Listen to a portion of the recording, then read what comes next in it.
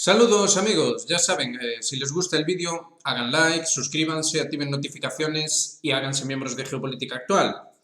Y bueno, ahora vamos al meollo, ¿verdad? Un detalle que está pasando desapercibido es que al final se están viendo varias cosas, pero una de ellas, que precisamente ahora venía al caso, es que se está reinterpretando todo lo relativo a la cuestión de la Guerra Fría. Es decir, ahora ya es interpretable el final de la Guerra Fría, la caída de la Unión Soviética como una victoria sobre Rusia. Se dan cuenta, ¿verdad? Leíamos hace poco las declaraciones de un líder austríaco que hacía referencia a eso, a cómo la Unión Soviética, ¿verdad?, se vino abajo en parte por las acciones occidentales, ¿verdad?, que digamos que minaron ciertos aspectos clave de la economía o del establishment soviético en general. Y dentro de ese contexto vamos a ir haciendo el repaso de hoy. Fíjense que los aviones militares y drones estadounidenses seguirán operando en el espacio aéreo internacional dentro de la legalidad, aseguró Sabrina Singh, vicesecretaria de prensa del Departamento de Defensa de Estados Unidos. Es decir, que toda la cuestión de Belousov, el nuevo ministro de Defensa ruso, diciéndonos que había que tomar medidas para que los drones estadounidenses, los drones estratégicos estadounidenses, no pudieran pasearse tan fácilmente en las inmediaciones del Mar Negro, ya han tenido una respuesta clara por parte de Estados Unidos. Es decir, van a seguir operando esos drones en el Mar Negro sirviéndose de la excusa, llamémosla así, o del argumento más bien, de que son aguas internacionales. Entonces, aunque estén siendo utilizados para llevar a cabo ataques dentro del territorio ruso, son aguas internacionales, con lo cual ahí puede volar cualquier cosa, no pasa nada. Es decir, seguimos con el mismo juego de siempre. La cuestión es, si los rusos efectivamente derriban esos drones, entonces estarían haciendo un ataque en aguas internacionales.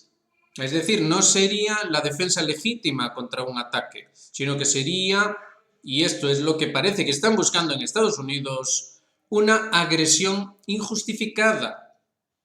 Fíjense lo que cambian las cosas cuando se tienen en cuenta las sutilezas legales. Los rusos son muy cuidadosos en ese aspecto, con lo cual veremos cómo evoluciona esta cuestión, ¿verdad? Por otro lado, tenemos el asunto del debate presidencial.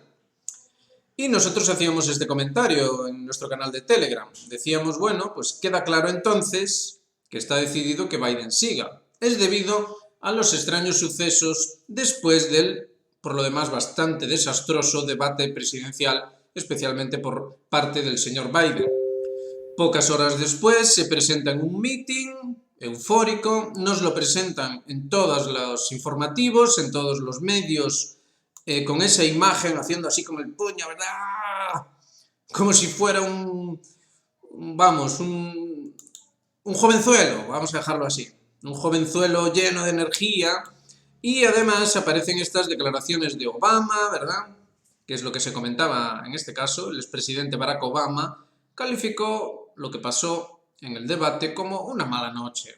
No pasa nada, cualquiera tiene una mala noche. Esto es lo que de hecho dijo Biden, en su meeting. Dijo que bueno, que ya no podía caminar tan bien, que ya no podía hablar tan rápido, ya no podía defenderse tan bien en los debates, pero que él decía la verdad, sabía cómo decir la verdad.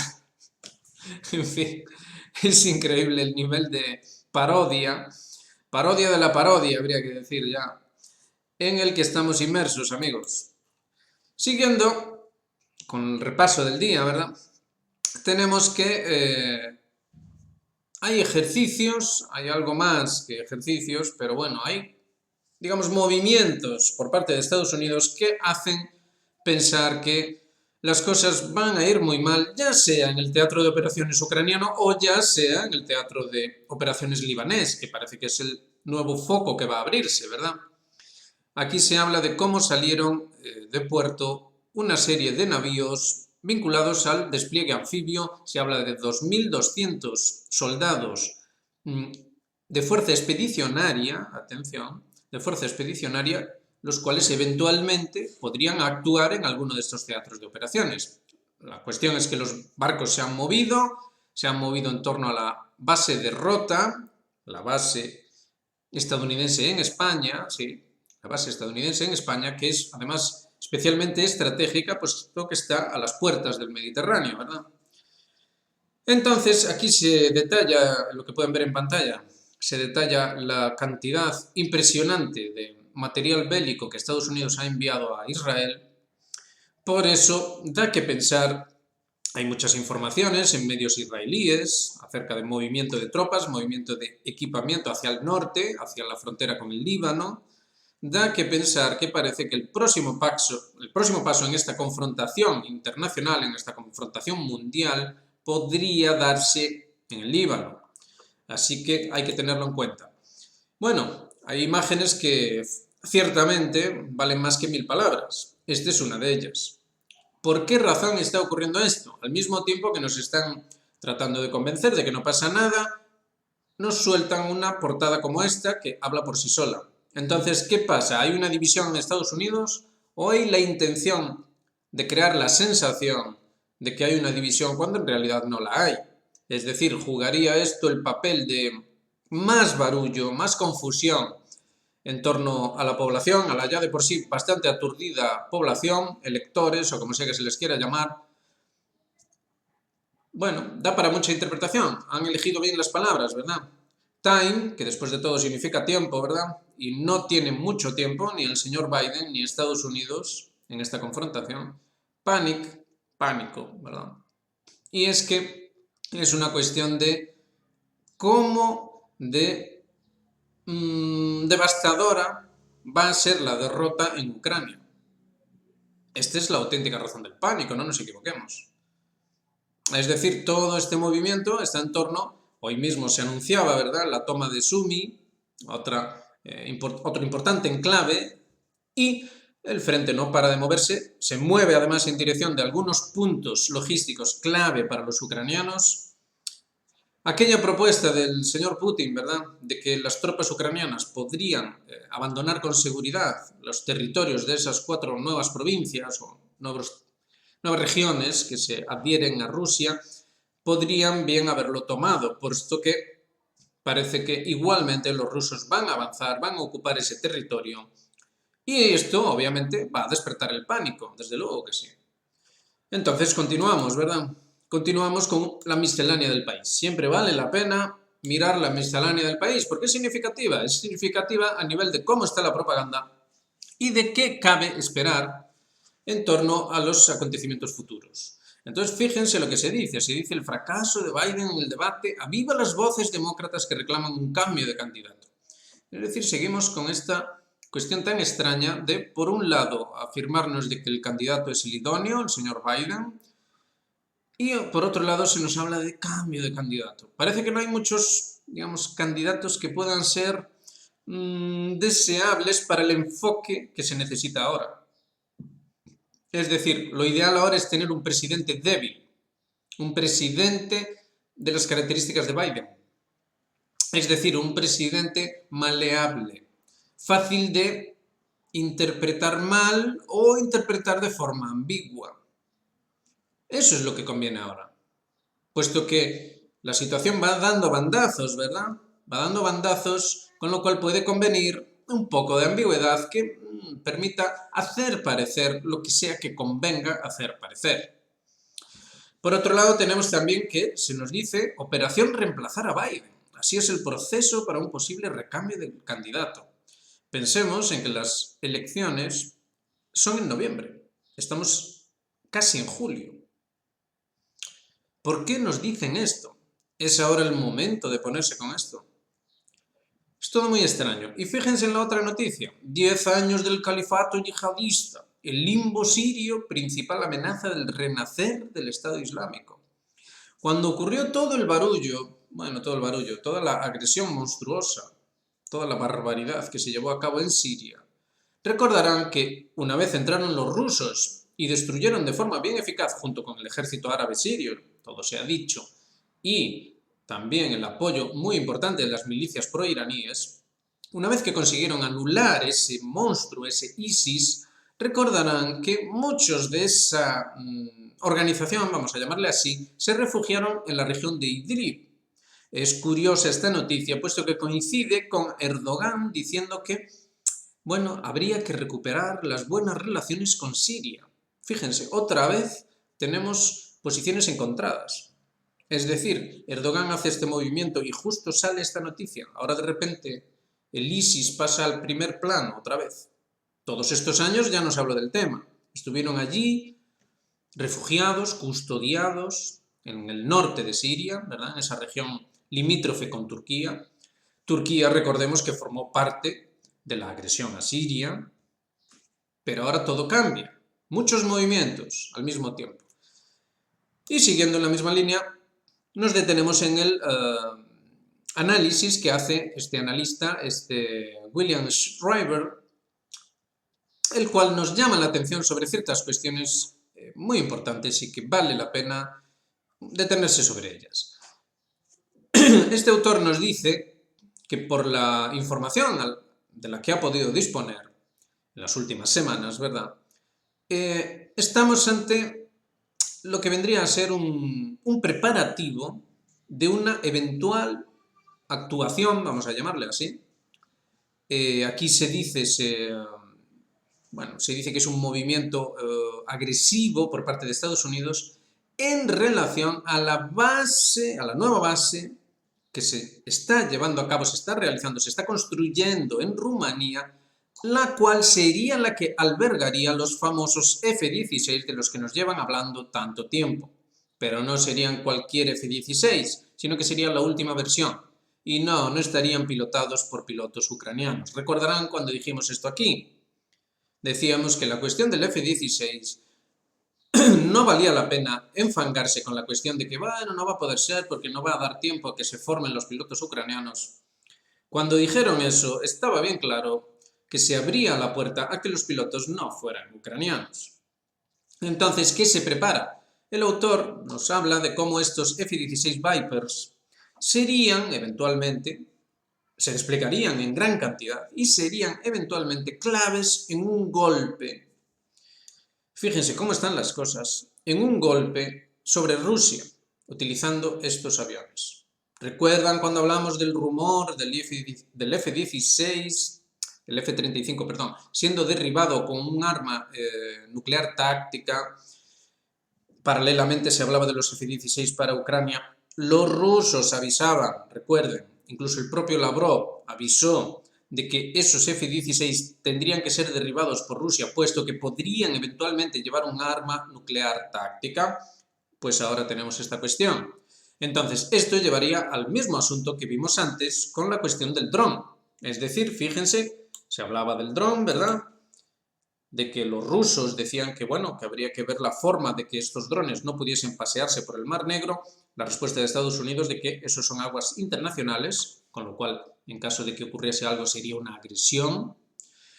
Y ahora tenemos que, con la cuestión de los F-16, estaríamos en la misma historia. Entonces, la base militar no sería en Ucrania, sería en Rumanía, con lo cual, si los rusos golpeasen en Rumanía, ya sería una agresión. Es de locos. Las cosas se están llevando a una situación en la que sencillamente es imposible que no ocurra lo peor. Lo que ya no sabemos es exactamente cuándo va a ocurrir, pero es imposible que no ocurra. Entonces, esta jugada de dados, ¿verdad? Esta nueva Wunderwaffe, como dice el autor, ¿qué características clave tiene? Y aquí nos las presenta. Nos dice que estaríamos hablando de una gran cantidad de aviones que atacarían sobre Rusia. Primero vamos a hacer la posibilidad de lo que podría ser un eventual ataque, ¿vale? Estaríamos hablando de muchos aviones F-16 con vigilancia de los drones estratégicos, es decir, haciendo el ISR, ¿verdad? Los otros drones de otro tipo. Quizá apoyo naval, se ha hablado de unos buques estadounidenses entrando en el Mar Negro. Si ustedes más o menos ven la panorámica, entonces sobre esa base se llevaría a cabo un ataque que supuestamente queremos suponer nosotros, aniquilaría la flota rusa en el Mar Negro, es una posibilidad, ¿verdad? Quizás se atacaría también Crimea a otros niveles, quizá el famoso puente, que siempre están con el puente. Quizás se atacarían otras cosas más en este eventual ataque, insistimos, llevado a cabo con F-16 Vipers. Si nos ponemos en esa tesitura, pensemos en cuál es la situación de los rusos ante un ataque así. Y eso es lo que presenta el autor. Entonces veamos. El problema con este eventual ataque es que en realidad no podrían, digamos, sortear las capacidades rusas. Entonces esto es de locos. Vamos a ver, tendríamos a pilotos occidentales en F-16 Vipers llevando a cabo un ataque para el cual las defensas aéreas son superiores en el bando ruso. Las capacidades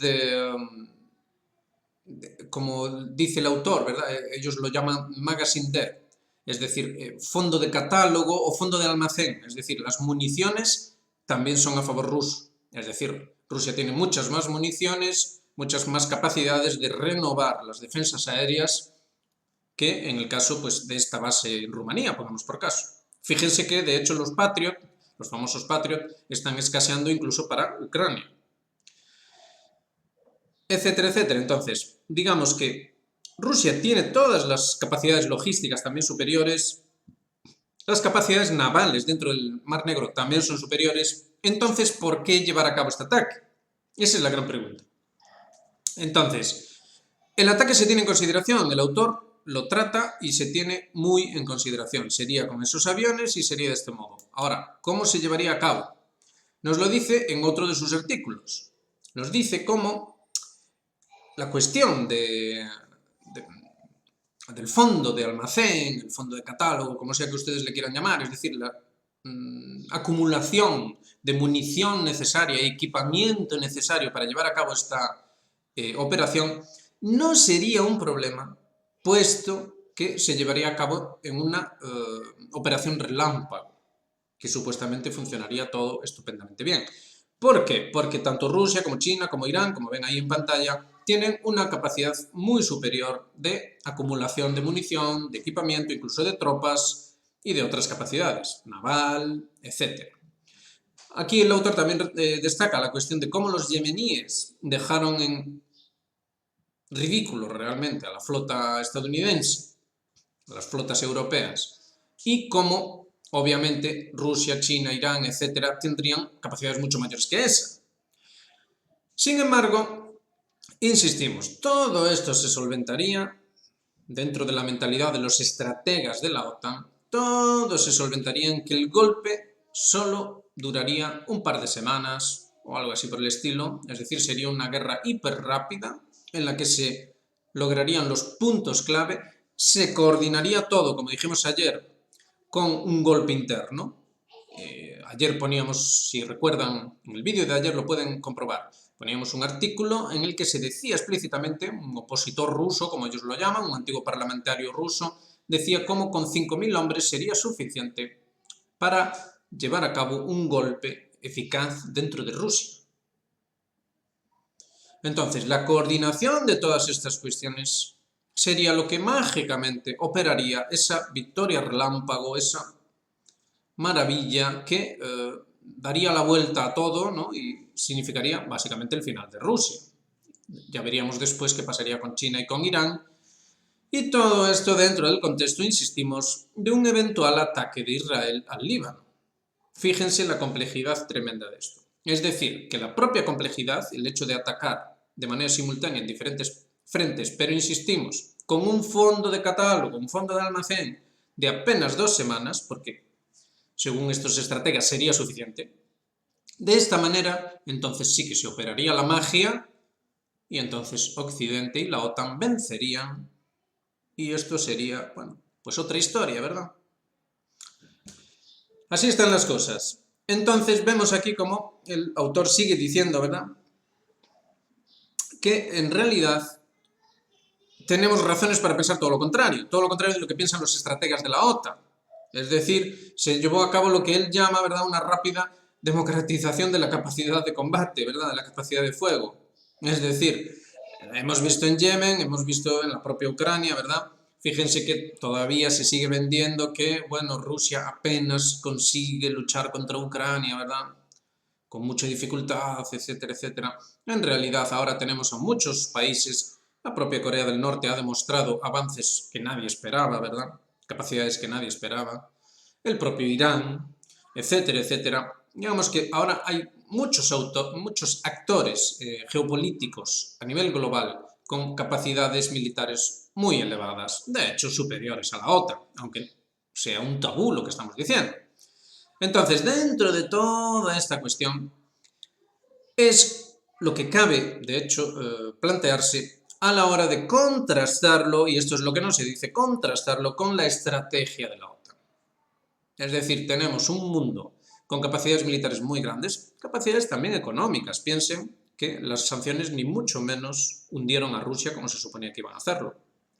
Pensemos también en el caso chino, cuando ya Donald Trump hacía aquellos aranceles sobre los productos chinos que han continuado y tampoco consiguieron hundir a China.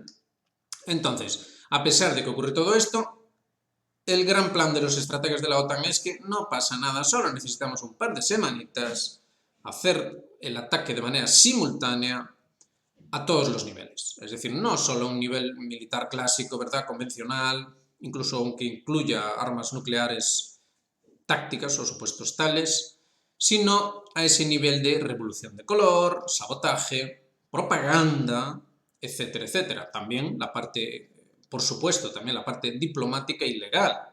Y por eso empezábamos el vídeo de hoy con esta cuestión legalista sobre los drones estadounidenses operando en el Mar Negro, pero eso sí, sobre aguas internacionales. También hemos hecho alusión a Turquía, que es clave ahí. Turquía tiene por un lado el Mar Negro y por el otro la proximidad con Siria y el Líbano, es decir, con el rango de influencia y de actividad de Israel. Así que fíjense la geoestrategia de la cuestión como es muy compleja y tiene que tener en cuenta y mucho también la cuestión legal y diplomática. El hecho de que los turcos dijeran hoy, insistimos, que bueno, que hay que, digamos que, retomar las buenas relaciones con Siria es muy, muy significativo en el actual orden de cosas, en la actual coyuntura, ¿verdad? Y ya terminamos, como siempre, con una nota histórica. Este artículo realmente no es muy antiguo, pero a la velocidad que van las cosas, ¿verdad? 3 meses ya es como 3 años, ¿verdad? Entonces, en marzo del 24, sin ir más lejos, veíamos cómo la BBC nos planteaba la cuestión de cómo sería ese ataque sobre Rusia. En aquellos momentos era de locos pensarlo, ¿verdad? De hecho, cuando estaban ocurriendo esos ejercicios de los que se habla aquí, los Steadfast Defender ¿verdad? Esta tontería que siempre se inventan algunos nombres así extraños. Cuando estaban ocurriendo estos ejercicios, recordarán que en la prensa decían que no pasa nada, no pasa nada, solo son ejercicios, no pasa nada. Pero bueno, obviamente sí pasaba. Y de hecho, bueno, incluso en los propios ejercicios poco se disimulaba que estaban preparados para combatir a Rusia. Bueno, pues la cuestión la tenemos aquí. ¿Cómo la OTAN y sus nuevos miembros se preparan para hacer frente a una potencial amenaza de Rusia? Entonces, la potencial amenaza de Rusia empezaría con una cuestión legal. Pongamos por caso que derriban los drones sobre el Mar Negro. Ya sería suficiente base legal para presentarlo como una agresión. Pongamos que fuera lo que decía William Schreiber, que atacasen la base de los F-16 en Rumanía. Mejor todavía, sería una agresión. Sería presentable como una agresión. Entonces, esa sería la amenaza potencial de Rusia. Entonces se nos dice, durante las preparaciones para tomar una playa en un fiordo, un infante de marina finlandés resaltó que no tenía sentido que su país esté solo contra Rusia. Fíjense en la narrativa. Otro añade, Rusia le tiene cierto miedo a la OTAN. ¿Se dan cuenta? Es decir, a nivel popular no tenemos todo lo que hemos visto en este vídeo, sino que lo que tenemos es la sensación de grandeza de la OTAN. Rusia le tiene miedo a la OTAN, amigos. Hay que entender esto, porque entra dentro del juego del consenso y de la sugestión. Y el control del discurso está ahí, en pantalla. Esto es de la BBC. Si la BBC no es control del discurso, ustedes dirán. Entonces dice, Nadie está diciendo que Rusia sea una amenaza inminente, particularmente porque sus fuerzas actualmente están enfrascadas en Ucrania. ¿Se dan cuenta? Están enfrascadas en Ucrania. Es decir, Rusia en este contexto no sería una amenaza porque malamente consigue, ¿verdad?, sacar adelante las acciones en Ucrania, cuanto menos se va a meter en otra historia. Es decir, Rusia es débil. Miedo a la OTAN, Rusia tiene miedo a la OTAN, Rusia es débil. Particularmente porque sus fuerzas, efectivamente. Pero existe la percepción, fíjense, existe la percepción que a largo plazo Rusia también podría tener a un país de la OTAN como objetivo. Entonces, dense cuenta de cómo estamos, ¿eh? Miedo, Rusia tiene miedo, Rusia es débil, pero Rusia es agresiva, es mala. Y entonces podría invadir o atacar a otro miembro de la OTAN. Un auténtico caos, lógico, ¿verdad? Lógico sí, a nivel lógico sí, pero a nivel de sugestión, a nivel de psicología de masas, no. Es todo un condicionamiento para normalizar la guerra que ya está decidida contra Rusia. Uno de los más altos comandantes militares de Suecia no tiene dudas de que las ambiciones de Moscú van más allá de Ucrania. En esos estados nórdicos la defensa también involucra a la población, algo que no ocurre en otras partes de Europa. Es decir, fíjense, hay que educar a las otras partes de Europa que sean como los nórdicos. Que si hay que luchar contra los rusos, aunque usted no tenga formación militar, pues usted lucha contra los rusos. Como los ucranianos, con 2 semanitas de formación le llega a usted. Váyase a luchar, haga como los nórdicos, que son mejores, hombre. Entonces, todos cuentan con algún tipo de servicio militar. Ah, amigo, ya estamos con el servicio militar, hay que reinstaurar el servicio militar en esos países que lo habían quitado, ¿verdad? Lo que significa que todas las generaciones tienen experiencia militar y muchos continúan sirviendo en las reservas. Toda esta fraseología. Era marzo del 24, parecía una locura. ¿Quién entendía esto en marzo del 24? Sin embargo, ahora, a finales de junio, vaya que sí se entiende, ¿verdad? Ahí está la importancia de la memoria, En esa imagen que pueden ver ahí, miren el pie de foto. Elizabeth, de 20 años, es parte de la Guardia Territorial de Noruega. Durante todo el artículo, vayan a comprobarlo si quieren, en la BBC, solo tienen que teclear el título que ven en pantalla. Durante todo el artículo se insiste en mujeres, mujeres, mujeres. Es decir, están también tomando esa carta, ese triunfo, ¿verdad? Esa carta ganadora, que es la de que es que esto es feminista. Hacerle la guerra a Rusia, entrar en guerra con Rusia, es feminista. ¿Por qué? Las mujeres también tienen su oportunidad, ¿verdad? Es de locos, pero piénsenlo. Hagan repaso de todos los diferentes elementos.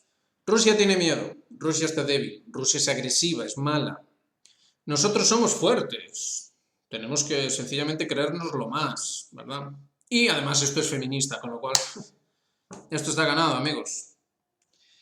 En fin, lo dejamos ahí, ya saben, hagan like si les gustó el vídeo, este tipo de esfuerzo intelectual, que hacemos aquí, no militar precisamente, pero sí intelectual, que es de verdad importante para evitar, si es que es posible, que esta locura acabe llegando hasta las últimas consecuencias. Está muy claro que se está enfocando por ahí, está bien claro.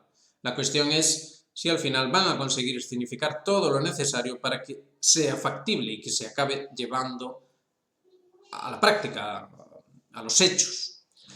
Ya saben, hagan likes, suscríbanse, activen notificaciones, háganse miembros de Geopolítica Actual, apóyannos y, como decimos siempre, gracias por adelantado y reciban un muy cordial saludo. Nos vemos en la próxima.